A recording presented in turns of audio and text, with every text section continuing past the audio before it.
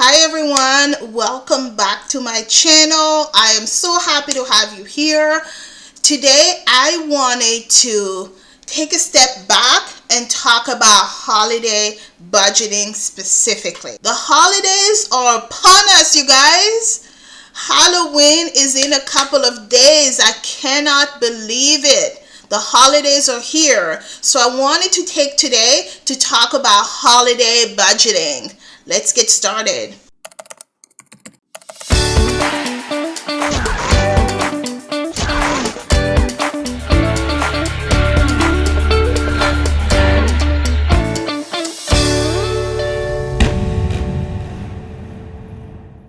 You guys, the holidays are upon us. I don't know about you guys, but I'm already feeling the festivities in the air. I'm excited. This is one of my favorite time of the year.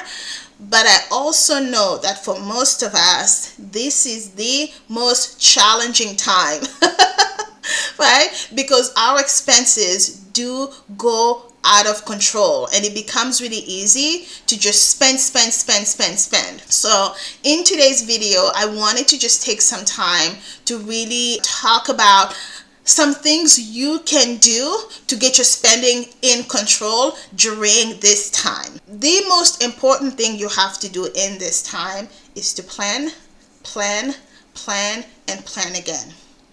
I know it's very easy. I know that it's more challenging when you have a family and a lot of activities, but you guys, this is that time of the year. You have so much that's going to be happening. Halloween is coming up. How much you're going to spend on Halloween, how much you're going to spend on the decoration, the candy, the costumes. Plan all of that out.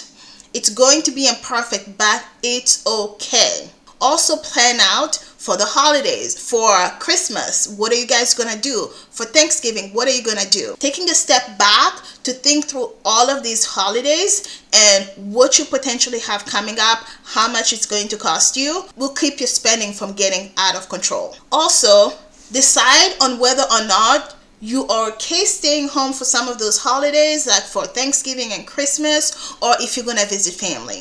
And if you're going to visit family, are you going to be traveling? Are you going to be driving? Or are you going to be traveling by plane? Because of course that's more expensive. Or is it always? My family lives thousands of miles away. It's better for them. It's a lot more cost effective for them to fly, because by flying, we also get to spend more time with one another than if they were to drive. Unfortunately, this means more cost. Another thing you need to plan for during the holidays: cocktails, parties, entertainment, activities. We all love the holiday season because of all of the activities that are coming up, right? Pumpkin patch, hair rides, pumpkin patches, decorations, whatever you call that. Pumpkin carving. Pumpkin carving, right? During Christmas, there are all these different great activities that kids want to do. Think about all of that and plan for it ahead of time. With that said, here's the second thing you need to think about. No is a complete sentence. I know, you guys. I'm a people pleaser. So I'm somebody who has an affinity for making everybody else happy. But I promise you, you are not helping your wallet if you're saying yes to all of these events. If you are married, align with your spouse for a good excuse that you guys would use every time somebody wants to invite you somewhere, right? Have a nice, easy excuse that you can tell people, right? That you can give to people when you want to respectfully decline an invitation. It's really important when it comes to saving your money, because during the holiday, things will get out of control. The really good excuses that you can keep in mind is, we are saving for a vacation next year. We want to go to X, Y, and Z location next year, so we're saving for that. People are usually very sympathetic about that. Oh, we're trying to put more money aside for the kids' college fund. If you have a child who's going to be attending college in the next year or so, use that as an excuse, right? We're trying to pay down student loans. No matter what you do, pick an excuse, align with that excuse, and use it as a reason to say no. Friends who want to invite you to X dinner, X event, X party, respectfully decline. or I'll send a gift. Can I make a Venmo contribution, right? So instead of you going to spend time at a cocktail dinner where you have to think about doing hair, nails, buying a dress, shoes, etc. If you're like me, you're probably buying something, right? Like, it's very rare that I just pull something out of my closet because I don't have a whole lot to begin with in terms of nice clothes to wear. Say no, make a financial contribution, and move on. Other thing that I'm going to add here for something for you to keep in mind is budget on a weekly basis. I mean, throughout the year when things are not so busy, you can get away with a once a month budgeting and tracking. During the holidays, if there's a one time where it's non-negotiable for you to budget on a weekly basis, it's the holiday season. You cannot let any week of overspending slide by. You need to be aware of where you stand every single week. You cannot let it go past because it becomes so easy to get carried away, because a lot of what you're buying during the holiday, these are things that although we don't need, we feel like we need to participate in the holiday atmosphere and season.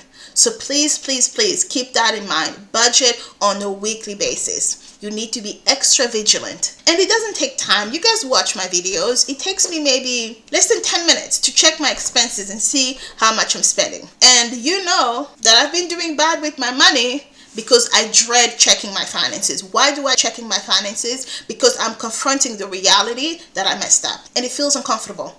But you know what? It works. It's very effective at getting me to course correct. And here is something else that's very important. The holiday season is a lot about gift giving. But you know, the biggest gift we have is the gift of each other. This is the time to start training your children to not think of gifts as always things that you buy that are frivolous, right?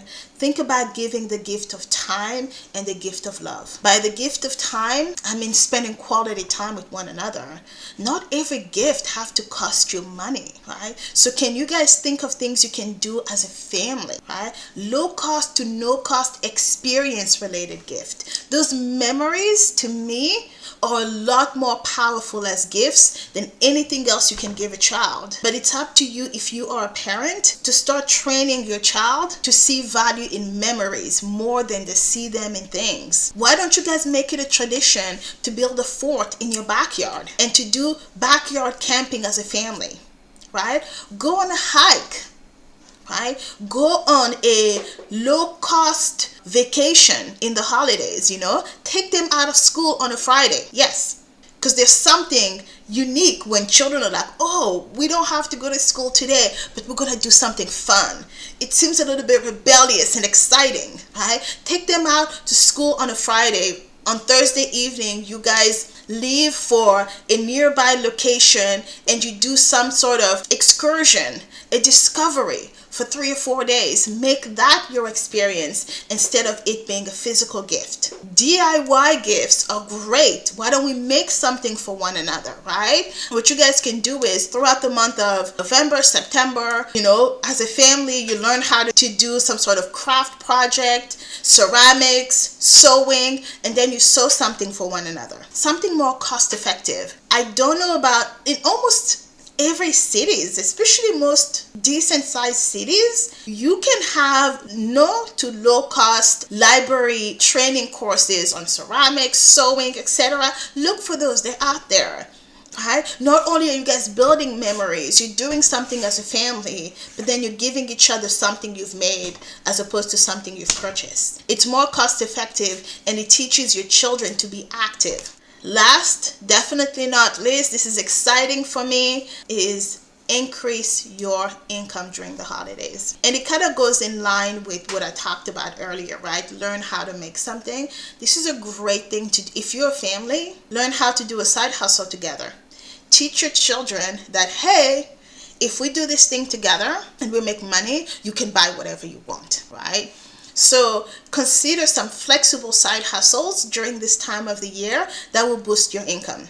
right? So having a side hustle, not only does it give you an excuse to tell people, no, I cannot attend that event, but it gives you something to do with your time that actually makes you money. And as a family, think about, let's say there's an extra bedroom that you guys are going to put on Airbnb. By the way, I'm going to link a video up here somewhere up here that I made on side hustles that I have done as a single woman, and I'm sure it will work even better as a family, that I have done to make me real money. This is not, make money in 2 months. This is real money that you guys can make today during the holidays. And those 3 side hustles were reselling. So yeah, so it's a great video for you to watch, and you can see my numbers of what I made on different side hustles, right?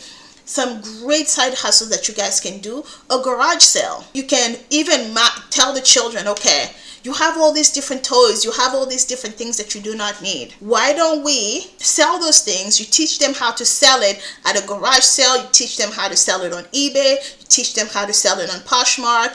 And every dollar they make, you as a parent match those dollars up to a certain amount, because the odds of them making like more than $200 or $300 is, but maybe you can say, if you sell up to $25, I'm gonna match you $25, and you can buy X, Y, and Z thing, whatever you want for the holiday, for yourself, for Christmas. Airbnb is a great little thing if your regulations allow for it. If you guys have a spare bedroom, as a family, you guys can prep the room, you can get it ready, and you can invite some great guests into your home for the holidays if you're comfortable doing that. A lot of people who have done it have found it to be very lucrative. They've met some really amazing people. All you would need is like 1 or 2 guests to give children an interesting experience in real estate, but you also are teaching them how to make money in a unique way. And if that is not for you, make and sell baked goods at your local farmers market. This is a great one, right? You're teaching them how to bake, you're teaching them how to cook, you're teaching them how to go through the process of getting registered to sell your goods at a bake sale. Wonderful, wonderful opportunity. Or at your local church as well, right? So these are all things that I want you to be thinking about when it comes to the holiday season. Do not let yourself get carried away by the festivities and then end up overspending. I know I am one of those people who have to really watch out during this time of the year because I overspent. I hope this was helpful for you. I will be doing another video specifically on my holiday budgeting spreadsheet. I created one to help you guys budget better during the holidays. So please do come back for that video. It's going to be a part 2 to this video. I didn't want this video to be too long because I wanted it to be a quick conversation about spending during the holidays. So thank you guys so much for your time, and I will see you in that next video. Bye.